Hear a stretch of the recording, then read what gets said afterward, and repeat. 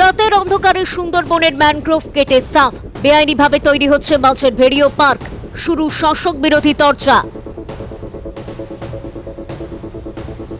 সুন্দরবনে নির্বিচারে ম্যানগ্রোভ ধ্বংসের গুরুতর অভিযোগ ঘিরে তীব্র রাজনৈতিক চাপানুতোর শুরু হয়েছে। অভিযোগ, দক্ষিণ চব্বিশ পরগনার কুলতলি ব্লকের বৈপিঠ বৈকুণ্ঠপুর গ্রাম পঞ্চায়েত এলাকার ঠাকুরান নদীর চরে প্রায় 40 থেকে 50 বিঘা জমিতে ম্যানগ্রোভ কেটে বেআইনিভাবে মাছের ভেড়ি ও পার্ক তৈরি করা হচ্ছে।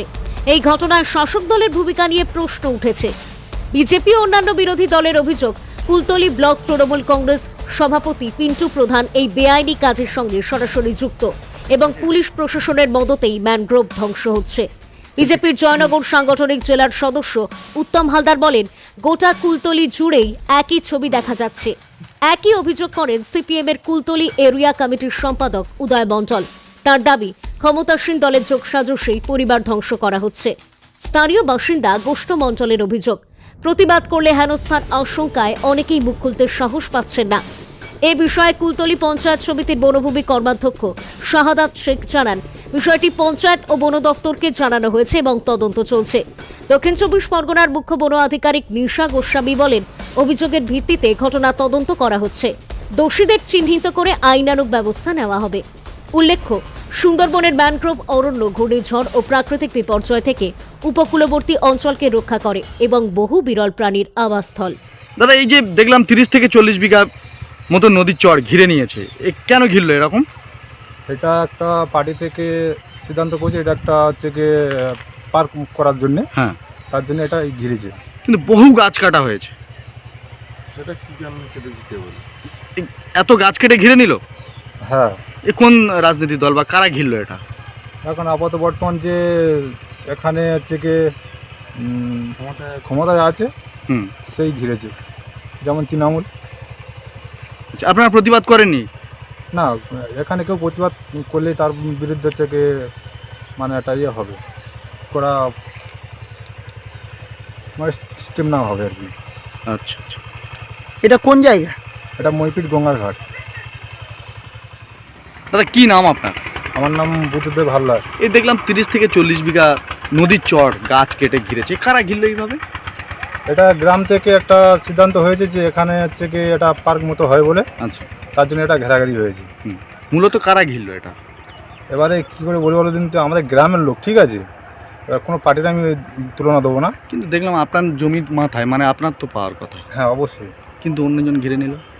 এটা আমরা যখন প্রতিবাদ করতে হবে তখন একটা বিরোধী হবে, ওই জন্য আমরা কোনো কিছু বলিনি। কোন পার্টি থেকে ঘিরেছে বা কোন পঞ্চায়েত ঘিরেছে এটা? আমি আগে বলেছি আমি কোনো পার্টির তুলনা দেবো না। কোন ঠিক আছে। কোন পঞ্চায়েত ঘিরেছে এটা? এটা আমাদের এই বর্তমান যে ক্ষমতায় আছে। কি নাম আপনার? বুদ্ধদেব হালদার। তুমি একটা বিশেষ করে গত কয়েকদিন ধরে শুনতে পাচ্ছি একটা মিথ্যে ঘটনাকে নিয়ে একটা অপপ্রচার করা হচ্ছে তৃণমূল কংগ্রেসের নামে।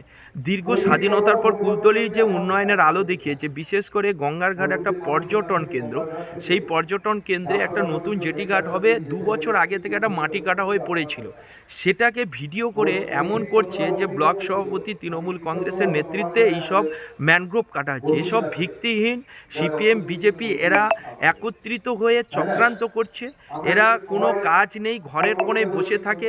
কুলতলিটাকে একটা নরখাদকে বানিয়ে রেখেছিল এই কমিউনিস্ট পার্টি, সিপিএম এবং বিজেপিরা।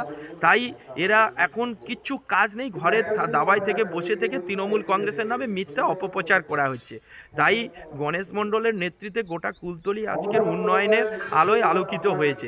এদের সহ্য হচ্ছে না, তাই ঘরের দাবায় বসে কি করব, মিথ্যে একটা অপপ্রচার করা ছাড়া এদের কোনো কাজ নেই। তাই যারা এইসব করছে, গঙ্গার ঘাট অতীতে শ্মশানে পরিণত হয়েছিল, আজকে সেখানে আলো হয়েছে, সেখানে মানুষজনের আনাগোনা হয়েছে। সুন্দরবনের একটা প্রবেশদ্বার, সেখানে চিলড্রেন পার্ক হয়েছে। এমএলএ সাহেব তহবিল থেকে বসার সিট করে দিয়েছেন, লাইট করে দিয়েছে।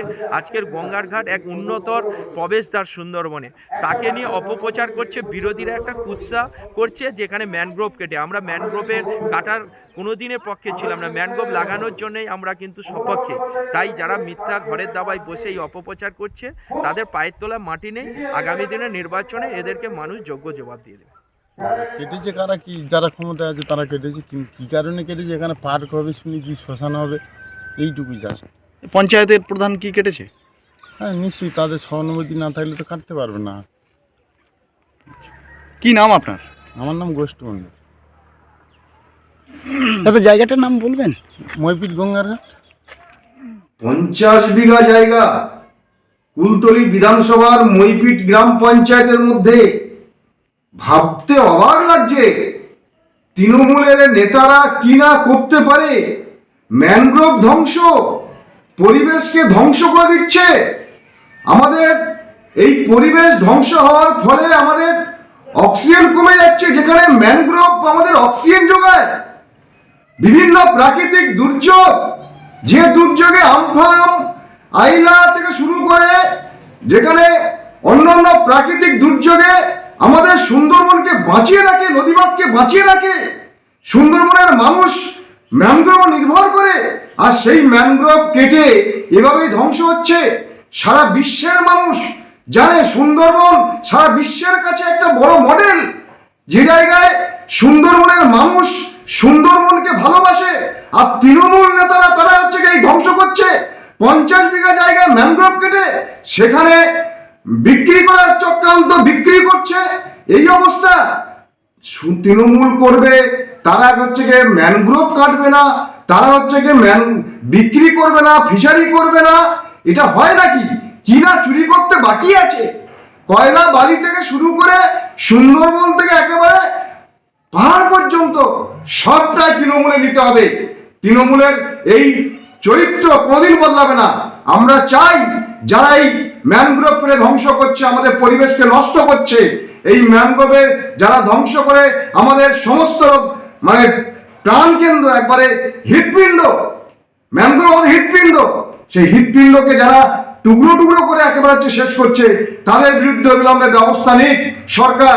সরকার জানি তো সবকিছু হচ্ছে পুলিশের সঙ্গে এবং ওই বন দপ্তরের সঙ্গে এরা সব ষড়যন্ত্র করে আছে। কি সরকার নেবে এ আশা আমরা করি না। তবু আমরা এই যারা ম্যানগ্রোভ কেটে যারা ধ্বংস করে মানুষের সমস্ত কিছু ধ্বংস করছে, তাদের বিরুদ্ধে অবিলম্বে ব্যবস্থা গ্রহণ হোক। না হলে আমরা হাইকোর্টে যাব। এই ম্যানগ্রোভ ধ্বংসে যারা ধ্বংস করছে এদের বিরুদ্ধে আমরা আগামী দিনে কমরেড বিকাশ রঞ্জন ভট্টাচার্যের নেতৃত্বে আমরা হাইকোর্টে যাব, হাইকোর্ট করব। অন্তত সুন্দরবন রক্ষা করার জন্য এই সুন্দরবনের মানুষ সুন্দরবন রক্ষা করতে হবে, এই দায়িত্ব আমাদের ভারতের কমিউনিস্ট পার্টি মার্ক্সবাদীর। আমরা মনে করি উদয় মণ্ডল, সিপিআইএম পার্টি কুলতলি এরিয়া কমিটির সম্পাদক। না, যেটা বলছেন আপনারা এটা খতিয়ে দেখা উচিত আছে, বাস্তব কতটা সত্যি এবং কতটা বৈধ আছে। সেখানকার বিট অফিস বা ওই অঞ্চলের প্রধান জ্যোৎস্না হালদার, আমি জেনে নিচ্ছি কতটা কি হয়েছে, নিয়ে তারপরে আপনাদেরকে সঠিক আমি জানাবো। আপনার নাম? আমার নাম শাহাদাত শেখ, কুলতলি পঞ্চায়েত সমিতি বনভূমি কর্মরক্ষক। না, এটা নিয়ে প্লাস্টিক যেটা দূষিত করছে এটা বাস্তব সত্যি ঘটনা। আমরা কুলতলি পঞ্চায়েত সমিতি এবং গোপালগঞ্জ পঞ্চায়েত উদ্যোগ নিয়েছি ভ্যাট করে দেওয়ার জন্য।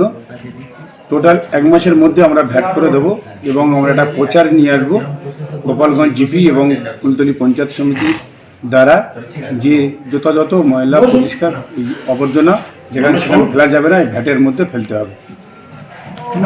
আমার নাম শাহাদাত শেখ, কুলতলি পঞ্চায়েত সমিতির জনমত।